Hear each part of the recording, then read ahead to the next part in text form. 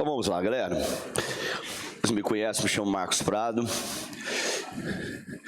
Já vou colocar aqui para vocês o meu WhatsApp, caso vocês precisem de qualquer tipo de assistência, tá?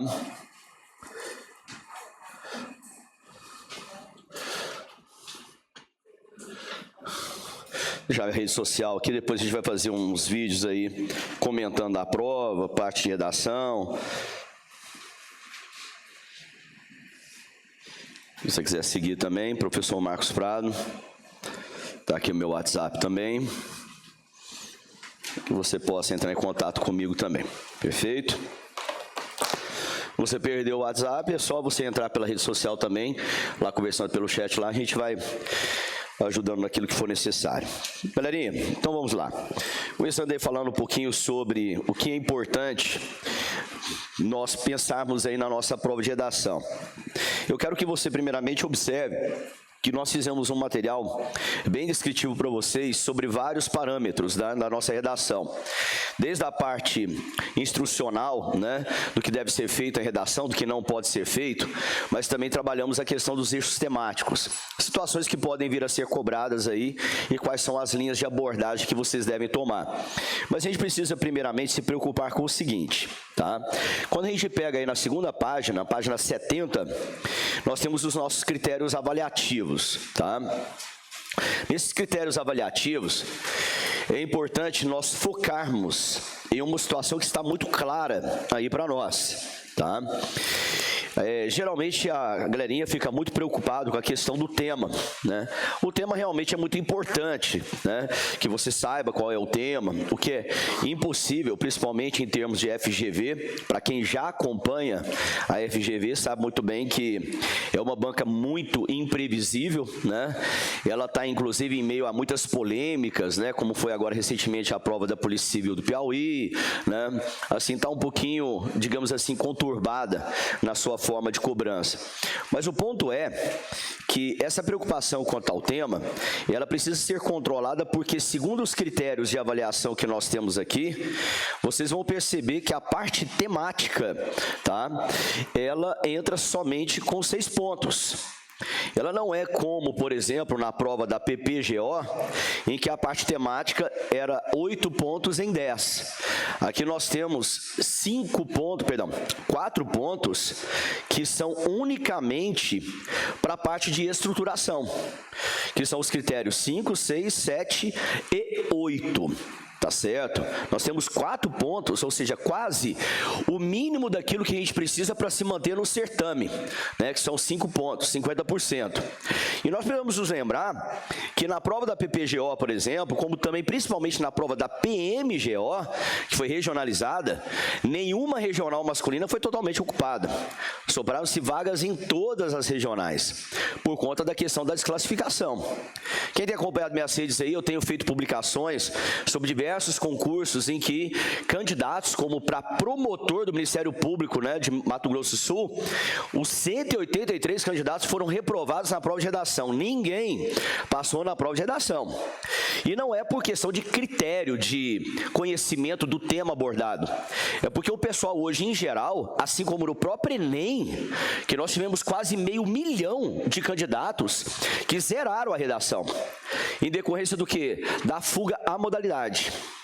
2 critérios são extremamente relevantes e têm tirado a galera aí dos certames, que é a adequação à tipologia, a tipologia dissertativa. O pessoal não está conseguindo propor a modalidade dissertativa argumentativa. E o nosso edital é claro, se não estiver dentro da modalidade dissertativa argumentativa, você está sumariamente desclassificado. E você que assistiu a aula conosco aqui, deve ter observado que para eu estar dentro da modalidade dissertativa argumentativa, eu tenho que me preocupar principalmente com qual parágrafo? Qual é o parágrafo-chave para que eu fique não só na questão da tipologia, mas também na adequação ao tema, que é outro critério de classificação? O parágrafo introdutório. O ponto-chave da sua redação é o parágrafo introdutório. Então, quando nós falamos aqui na nossa dissertação argumentativa,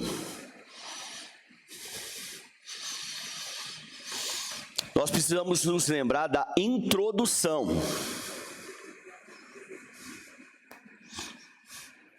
A minha introdução, ela é obrigada a apresentar 3 critérios para que o analisador possa me manter dentro da adequação à tipologia, tá? São 3 critérios. Por isso, eu falo sempre para que a introdução, ela seja realizada em 3 períodos. Tá? Para que cada período atenda um critério. Então, eu tenho o primeiro período, o segundo período e o terceiro período. No primeiro período, você precisa focar em apresentar um contexto e dentro desse contexto, de forma direta ou indireta, obrigatoriamente você vai apresentar o tema. Eu preciso ter as palavras principais do tema escritas dentro do contexto ou, de forma indireta, lembrar as palavras que foram apresentadas dentro do tema. Assim como nós treinamos aqui em sala de aula, apresentação direta e indireta. É uma condição obrigatória. Então, começou o parágrafo introdutório, você precisa apresentar o tema, porque a adequação ao tema, quando ela não ocorre, é desclassificação sumária, está no nosso edital, o que pode levar você a zerar a sua redação. A adequação à modalidade e a adequação ao tema. E essa adequação ao tema acontece no primeiro período. Quando eu chego ao segundo período, ao meu segundo período, eu vou apresentar a ideia núcleo do meu texto. É algo que só a dissertação tem, que a narração não tem, a descrição não tem e o texto injuntivo não tem, que é a minha tese. Esse aqui é o ponto-chave. É o cérebro do texto. E essa tese, ela precisa expressar a minha opinião. E nós vamos nos lembrar de que o parágrafo conclusivo precisa apresentar uma proposta interventiva, uma conclusão. E para que eu tenha que apresentar uma possível solução, então eu tenho que ter apresentado um problema para depois eu resolvê-lo. Que momento que eu apresento esse problema? Na tese. Então, essa minha opinião, ela vai elenca, ou seja, traz à tona a problemática, aquilo que será discutido ao longo do meu texto. E, por fim, no terceiro período, eu tenho que apresentar obrigatoriamente as ideias que serão usadas nos parágrafos de desenvolvimento. Inclusive, vocês vão se lembrar que nós comentamos muito sobre essa questão aqui, de que muitos concurseiros têm dificuldade em fazer o fechamento da introdução. Aí eu coloquei para todo mundo uma frasezinha rígida, para que você possa fechar o seu parágrafo conclusivo e apresentar essas ideias na forma de tópico. Então, a minha sugestão para todos foi o quê? Que você colocasse da seguinte maneira, começando pelo conectivo, dessa forma: 2 fatores relevantes devem ser explanados. 2 pontos. Aí você vai colocar o fator 1, a ideia 1 e a ideia 2. Fechou? Isso aqui é para você fechar o seu terceiro período, tá? O segundo e o primeiro período precisa ser livre, é só criatividade. Lembrando que o quesito número 2, tá? Perdão, número 2 não. O quesito número 4, que é um dos mais valorados, né? Vale 2 pontos, é a originalidade e criatividade. Juntamente com a questão da seletividade de ideias, que é a capacidade de você trazer ideias para dentro do seu texto. Ideias objetivas, bem selecionadas, nada de ideias genéricas, Nada de ideias genéricas, repertórios forçados, do tipo, segundo o artigo 5º da Constituição Federal, né, segundo a Constituição Federal Brasileira, está elencado na Constituição Federal. Isso é tudo ideia genérica. Eles querem especificidade, pormenores, porque tem o critério claramente escrito aí de originalidade e criatividade. É a sua capacidade de trazer ideias inteligíveis para dentro do seu texto, tá? Então, esse ponto aqui do contexto, tá? Como também da sua tese, é o ponto-chave da sua redação. Praticamente metade da tua nota fica aqui dentro. Metade da sua nota fica dentro do parágrafo introdutório. Ele é o arcabouço textual, é o projeto de texto. O seu texto será tudo aquilo que for a sua introdução. E não é tão difícil. Nós mostramos várias vezes aqui em sala, várias introduções que foram feitas para que você pudesse seguir uma caminhada. Você não pode esquecer disso, tá? Uma outra questãozinha que precisa ser observada, e também nós escrevemos aqui para vocês, é a questão da legibilidade da letra. Pessoal, eu sei que vocês acabam ficando cansados, né? E a minha preocupação maior é que muitos, por não terem experiência com concurso, às vezes, né, não terem prestado nenhuma prova ainda, ou prestaram poucas provas, acabam ainda não conseguindo lidar com a questão do tempo, na confecção da redação e a resolução das questões. Você precisa pensar que o rascunho, ele é essencial para a sua redação. Essencial. Você pode rasurar a sua prova de entrega? Pode. A sua folha de entrega? Pode. Você vai ser penalizado. Nós explicamos isso. Mas lembre-se, se você começar a rasurar muito a sua prova, riscar demais, o analisador pode entender aquilo como marca textual. E entendendo como marca textual, ele pode também desclassificar sumariamente. Nós temos que tomar cuidado com relação a isso. Oi? Tá, perfeito. Perfeito? Entendi essa questão? Então, nada de ficar rasurando. Você tem o você tem a folha de rascunho exatamente para que você possa preparar o seu texto e entregar legitimamente a sua folha, a folha de entrega. Uma folha limpa, tá? Sem rasuras, é o que se espera de um texto bem organizado. Então, não cometa a façanha de ficar fazendo muitas rasuras, e principalmente a tal da letra ilegível. Porque quando você não administra bem a questão da resolução da prova, a tendência é você acabar fazendo a redação na folha de entrega e, o pior, começa a escrever muito rapidamente e aí começam os seus problemas. Entendam definitivamente, a pessoa que vai corrigir o seu texto não te conhece, não quer te ajudar, o cara é teu algoz, é o teu inimigo, ele não é o teu professor que quer te ajudar, é o cara que vai te separar da maioria.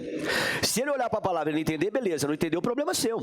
Ele não vai fazer força nenhuma para te ajudar. Muito pelo contrário, ele quer que você faça de uma forma problemática para diminuir o trabalho dele, porque ele não vai titubear em desclassificar o seu texto. Então, pense sempre numa letra inteligível, legível, que eu seja capaz de entender aquilo que você está escrevendo, tá? E a gente vê vários candidatos, inclusive, que acabam pedindo para entrar na justiça e tudo mais, para poder tentar reverter resultado. Não adianta, o juiz não se atém a isso, tá certo? Ele pode aceitar o seu mandado de segurança, porque geralmente é algo que acontece, depois quando vem o mérito, ele revoga e você perde, e aí pronto, vira aquela folia.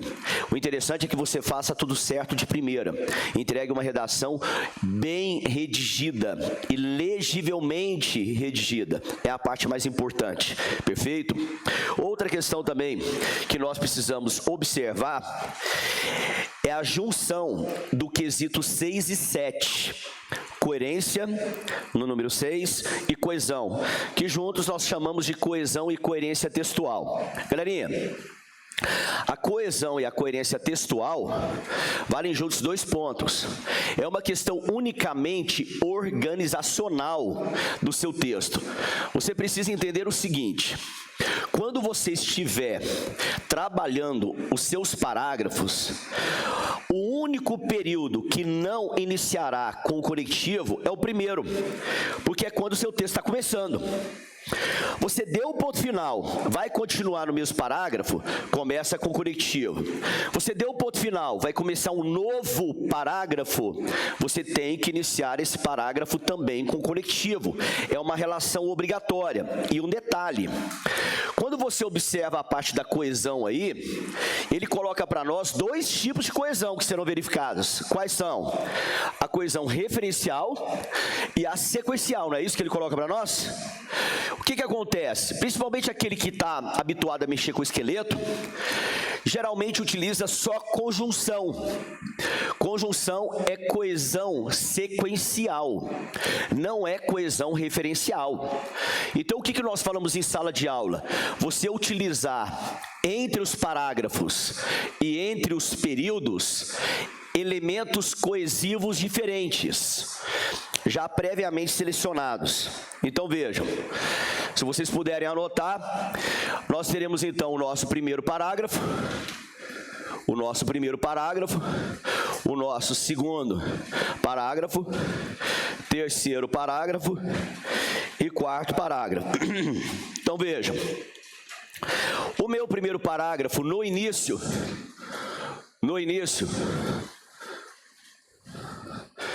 eu não vou utilizar nada de conectivo porque eu estou iniciando o meu texto. Então, é o único que eu não utilizo nada, de maneira nenhuma. Já o início do segundo parágrafo, aí nós vamos alternar os elementos de coesão. Aqui você vai utilizar um advérbio de ordem. Você vai começar ou com primeiramente, ou com inicialmente. Quando eu uso o primeiramente e inicialmente, eu estou utilizando a coesão referencial. Correto? Começamos pela referencial. Já no terceiro parágrafo, desenvolvimento, você vai trabalhar o ademais. Tá certo? Que é uma conjunção. Então, você vai estar trabalhando a coesão sequencial. Correto? Para você começar o seu parágrafo de conclusão, você usa o destarte, que inclusive é de origem jurídica. É uma locução pronominal demonstrativa, que é diferentemente aqui dos advérbios, que vamos utilizar novamente a coesão referencial. Só que aqui é um elemento 1, diferente desse que é elemento número 2. Então, já estou usando 3 elementos diferentes de coesão, para mostrar para o meu analisador que eu sei trabalhar tanto a coesão referencial, que ele está colocando aqui, como também a sequencial. Eu tenho que utilizar ambas as coesões. Perfeito? Vocês sabem muito bem que cada um dos meus parágrafos, ele precisa ser finalizado, correto? Precisa ser concluído. É o momento também de você alternar os elementos de coesão. Então, aqui é para início. E aqui é para a sua finalização.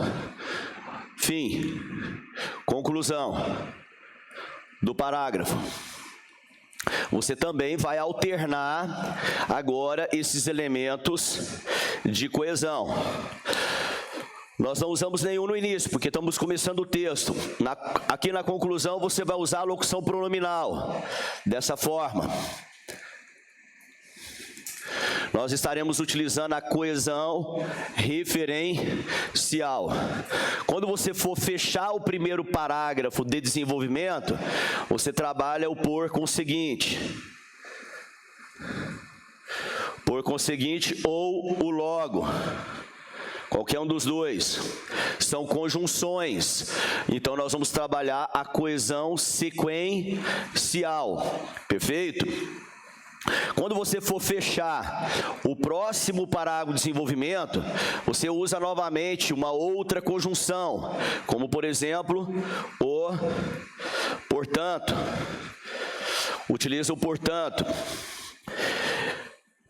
que nós vamos trabalhar novamente a coesão sequencial. Já para fechar o último parágrafo, você coloca dessa maneira. desse modo, nós estaremos trabalhando a coesão novamente referencial, correto?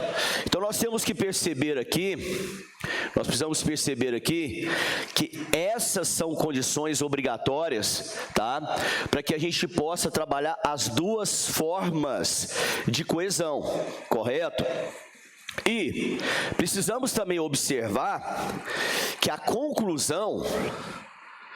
nossa conclusão, ela precisa obrigatoriamente estabelecer dois pontos que são obrigatórios: a retomada temática,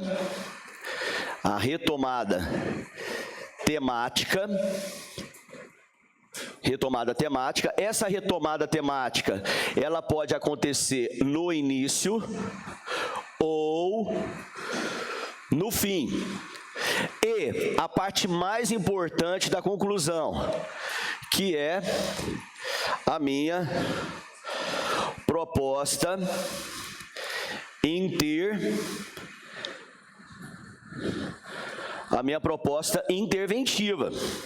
A proposta interventiva, que é a possível solução, ela precisa apresentar quantas partes? Quantas partes tem a minha proposta interventiva? Quem se lembra? 4. Por isso que a maioria torna na proposta interventiva. Olha aqui, ó. A minha proposta interventiva, ela obrigatoriamente precisa apresentar 4 partes. Sendo uma proposta interventiva, eu preciso ter um agente,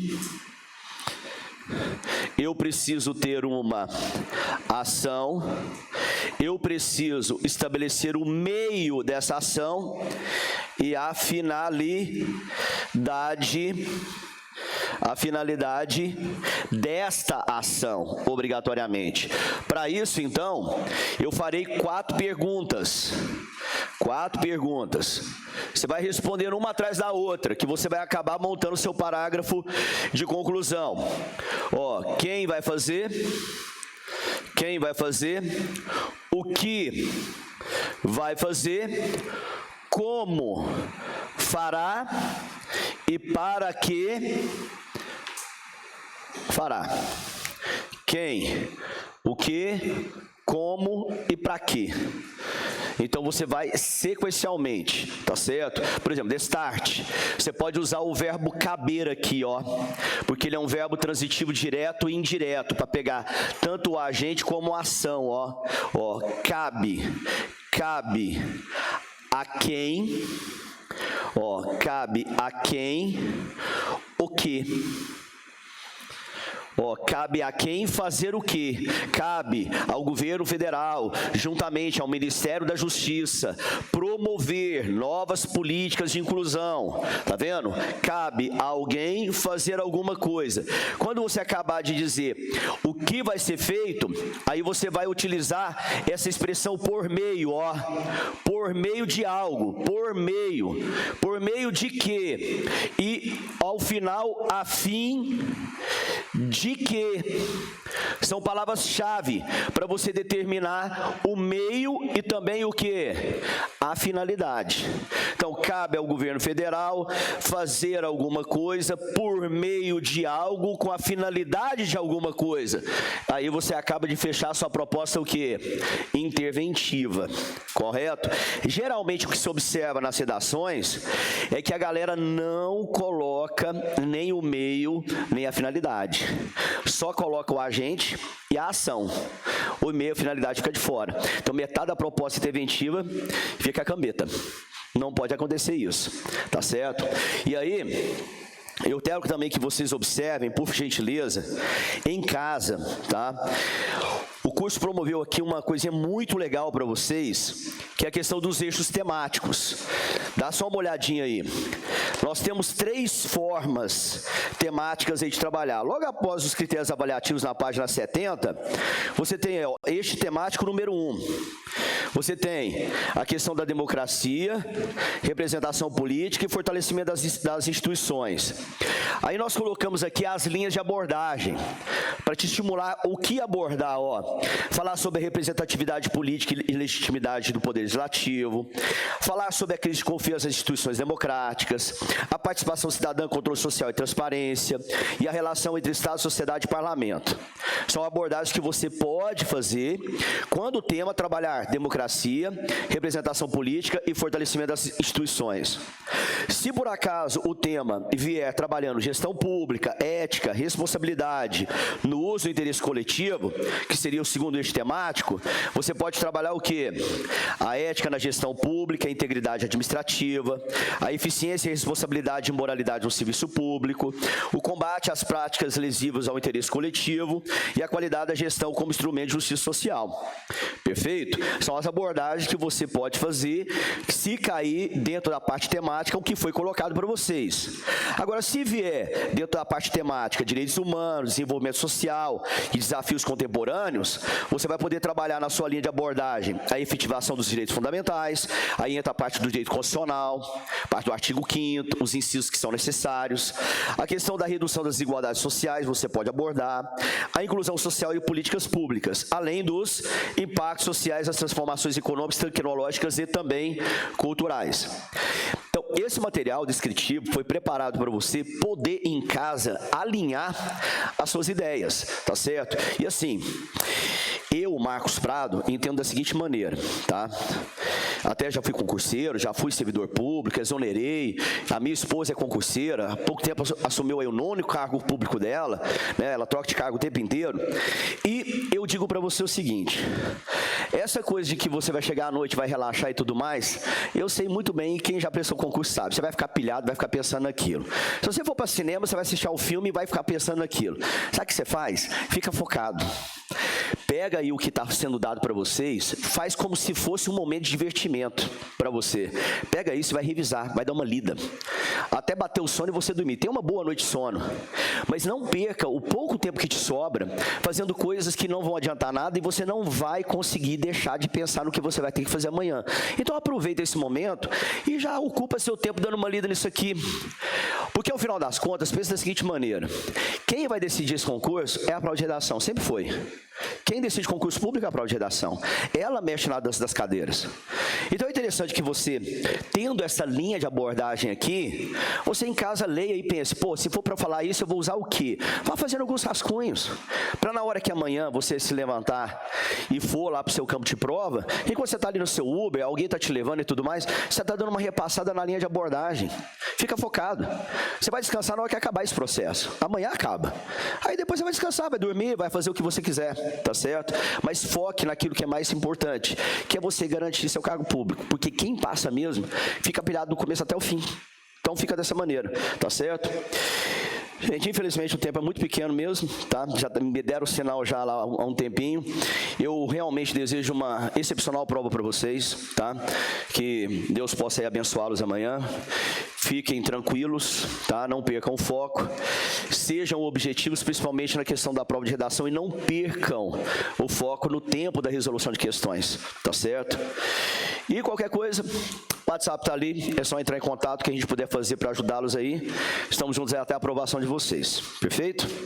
Fica com Deus, obrigado aí pela atenção de vocês, tá bom? É rapidinho, né?